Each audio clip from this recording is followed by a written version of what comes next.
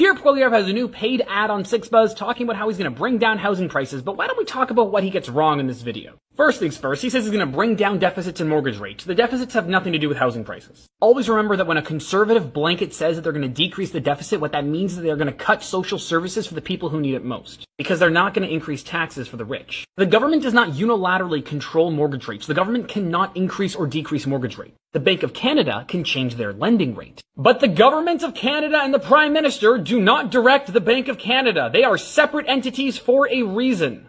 And also, bringing down mortgage rates will not make it easier or cheaper to buy a home for the average person. It will make it easier and cheaper for people who already have wealth to buy a home. Lowering interest rates and therefore mortgage rates will only incentivize those who have the money to do so to buy up more housing stock. So it doesn't matter what party you are going for, what you should be fighting for is to end corporate ownership of single-dwelling housing. He also says he's going to be giving bonuses for cities that speed up permits. Well, Doug Ford has been saying he's going to do the same thing, and nothing has come of it. This is something that sounds good in theory, but it is almost impossible to practically implement. And also, when conservatives say speed up permits, what they mean is getting rid of environmental assessments. So sure, let's build more new housing on floodplains so that those houses can be completely destroyed in 10 to 15 years, or cause flooding downstream on houses that have been there for over 100 years. And finally, he says he's going to find bureaucracies that get in the way. He's going to find the cities that prevent building, which is literally a left-wing social policy, which good for you for taking that on. But I really don't trust that Pierre would implement it in a way that would actually benefit the average person.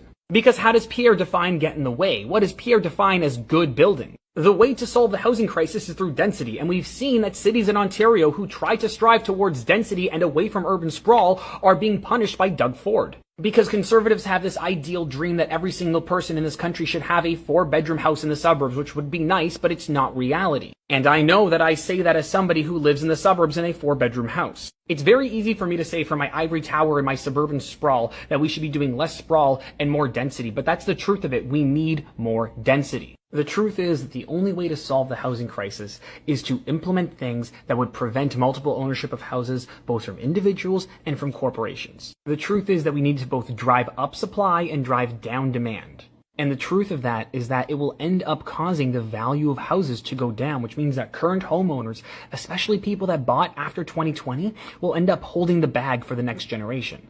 There is no way out of this that is not unfair to somebody, and this is not a unique situation to Canada. And the truth of the matter is that when a politician finally comes around who has the will to do what needs to be done, it's going to be the millennial generation that ends up having to pay the costs of previous generations' mistakes and who's going to end up having to pay the cost for the prosperity of the next future generations.